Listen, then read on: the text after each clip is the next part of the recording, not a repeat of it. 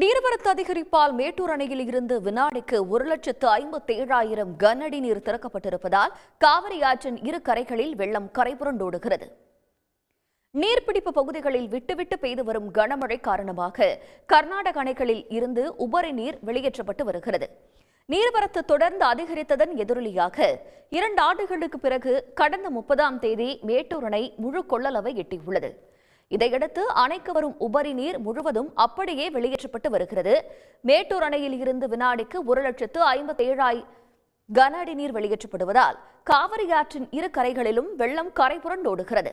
மேட்டூர் அணையில் இருந்து 16 கண் பாலம் வழியாக ஆர்ப்பரித்து செல்லும் நீரின் அழகை அந்த பகுதியை சேர்ந்த ஏராளமான பொதுமக்கள் ஆர்வத்துடன் கண்டு ரசித்தனர்.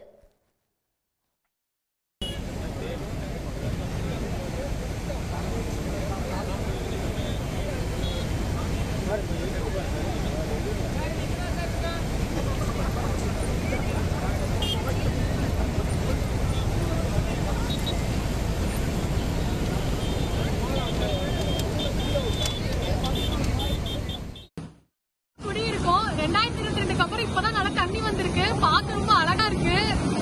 20 நாள் முன்னாடி ரொம்ப பாறை மாதிரி இருந்தது. இப்பதான் ரொம்ப கடல் மாதிரி அழகா இருக்கு. மேட்டூர்ல 120 அடி தண்ணி வந்ததுனால 16 கண் பிடிச்சு தண்ணி திறந்திருக்காங்க. இந்த பக்கமா வந்து அப்படி பார்க்கலாம்னு இருந்தது. ரொம்ப அழகா இருக்கு. சேலம் மாவட்டம் சங்ககிரியில் காவிரி ஆற்றின் கரையோரம் உள்ள 20க்கும் மேற்பட்ட வீடுகளை வெள்ளம் சூழ்ந்துள்ளது. காவேரிப்பட்டி அக்ரஹாரம் ஊராட்சி மதிக்கிழாந்திட்டு மணக்காடு பகுதியில் வீடுகளை வெள்ளம் சூழ்ந்ததால் அங்கு வசித்தவர்கள் பாதுகாப்பான இடங்களில் தங்க வைக்கப்பட்டனர். கரையோர பகுதிகளான கோம்புக்காடு, கொட்டாயூர், ஆத்துக்காடு உள்ளிட்ட பகுதிகளில் 1000க்கும் மேற்பட்ட ஏக்கர் விளைநிலங்களில் வெள்ளம் சூழ்ந்திருப்பதால் விவசாயிகள் கவலையடைந்துள்ளனர்.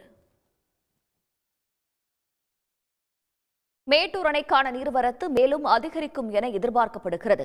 இதனால் அணைக்கு வரும் நீரின் அளவை பொதுப்பணித்துறை அதிகாரிகள் தொடர்ந்து கண்காணித்து வருவதோடு 11 மாவட்டங்களில் காவிரி ஆற்றின் கரையோரம் வசிப்பவர்கள் பாதுகாப்பாக இருக்கும்படி அறிவுறுத்தப்பட்டுள்ளது. சன் நியூஸ் வாட்ஸ்அப் சேனலை ஃபாலோ செய்யுங்கள். QR கோடை ஸ்கேன் செய்து சன் நியூஸோடு இணைந்திருங்கள்.